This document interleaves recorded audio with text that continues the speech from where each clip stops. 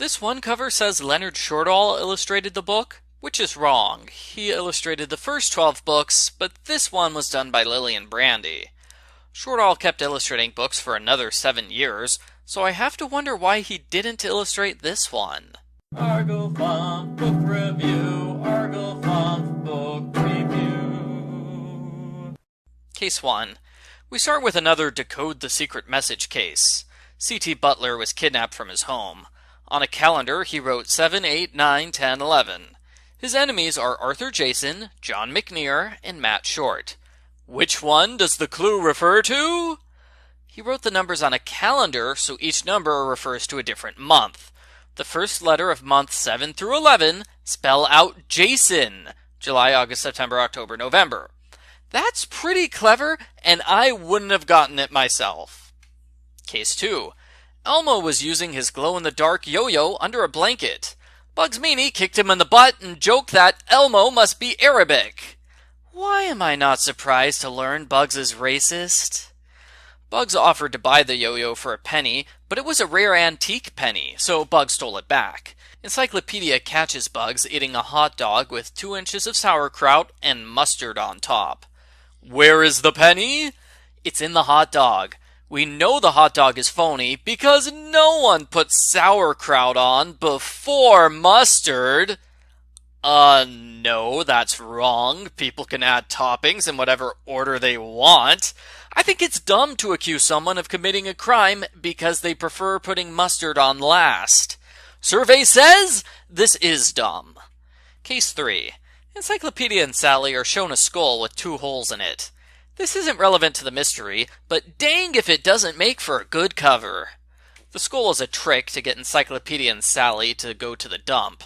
Bugs is waiting there with the police. He says Encyclopedia's been hiding stolen goods inside a drum at the dump.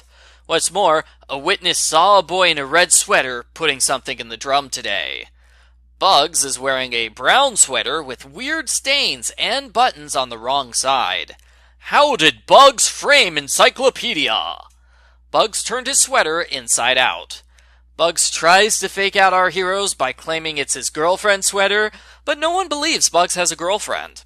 People will believe Bugs when he tries to frame Encyclopedia Brown 10 times in a row, but they won't believe he has a girlfriend. That's just too much to swallow. Case 4. Mark's painting was disqualified from a contest. He thinks one of his 3 friends is to blame. They visited the other day, and all of them had an opportunity to see the painting ahead of time. Jerry wanted to know if mislead was the past tense of missile, so he looked it up in the dictionary. Farnsworth went to get a bandage after a ping-pong injury. Scott got ice water, but he said ice was stuck in the tray. Who did it? The culprit is Jerry. There is no such word as missile, so he couldn't have found mislead in the dictionary. I disagree. You know what happens when you try to look up missile in the dictionary? You find the word mislead, which is the word Jerry was looking for. It is literally right there in the spot Jerry was looking, because that's how alphabetical order works. Misle, right after that is mislead. L-E-L-E-A, whatever, 0 points. Case 5. Abe wrote down some bad jokes about the Statue of Liberty, and he put them in his lunch. Someone stole the lunch, and he wants the jokes back. The lunch had bagels and salty lox. How do we find the culprit? The solution is that the culprit will be thirsty after eating salty food. So our heroes wait by the drinking fountain, and they accuse a boy who gets 4 drinks of water. That seems a little extreme to me. If I'm thirsty, I'm usually fine after 1 drink, maybe 2. But 4? Also, Encyclopedia incorrectly assumes the culprit could not have gotten a drink of water anywhere else. If the culprit had a water bottle, they would have gotten away with it. Case 6. Cuthbert is showing off his big dog when it is humiliated by a cat. He traps the cat in his yard. When the owner asks for her cat back, Cuthbert claims the cat climbed 3 boxes and jumped over the fence. There are 12 muddy prints on the boxes, each showing 5 toes clearly. What is his mistake? Cats have 5 toes on their front paws, but not the back paws. The cat couldn't have climbed out without using its back paws. I've never had a cat, so I didn't know this. Survey says this is a bad solution. Case 7. Someone steals John's new tennis racket and a can of tennis balls.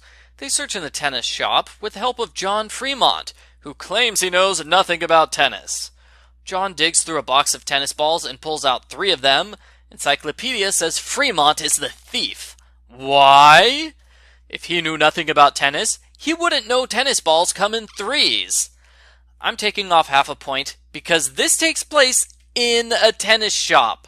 John should be able to see cans of tennis balls here. It would be hard for him not to know tennis balls come in 3s after searching a tennis shop. Case 8. At the Oddball Olympics, Stinky is given an hour to kill 50 mosquitoes. He hides in the bushes where no one can see him, and when the hour is up, he says he's so good he killed them all in 20 minutes. The judges are idiots, so they believe him without question.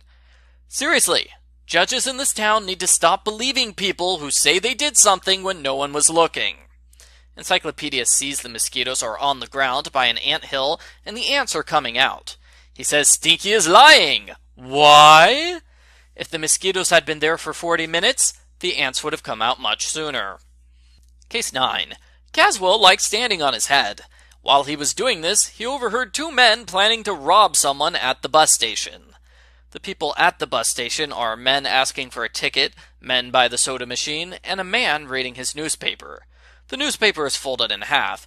Caswell tries standing on his head to read the newspaper, but he can't read the headline. Which one is the culprit? It's the man with the newspaper. He must have been holding his newspaper upside down. Otherwise, Caswell would have been able to read it while standing on his head. That's a little convoluted. You don't need to stand on your head to see somebody's holding a newspaper upside down. Either way, I guessed Newspaper Man was the culprit because he was the only suspect mentioned more than once. Hooray for cheater solutions! Case 10. A man's ankle is broken in a hit-and-run accident. An ambulance shows up and a woman begs them to help. The ambulance people say they can't because there's an emergency in another part of town, but she begs them until they load the man feet first into the ambulance. Chief Brown shows up and tells Encyclopedia the bank was just robbed by people in masks in long black capes. Interesting costume choice. The hit and run was done by the robber's getaway car. The man and the woman who were hit say they don't remember anything about the car. Who should be arrested? The ambulance people. Real ambulances always load patients in head first. Since they put a man in feet first, they are obviously fakers. Survey says most readers wouldn't know this. Okay, so this was another book where I took issue with half the solutions. Maybe I'm writing these reviews while I'm grumpy. I give Encyclopedia Brown number 13, Encyclopedia Brown in the Case of the Midnight Visitor, a 6 out of 10.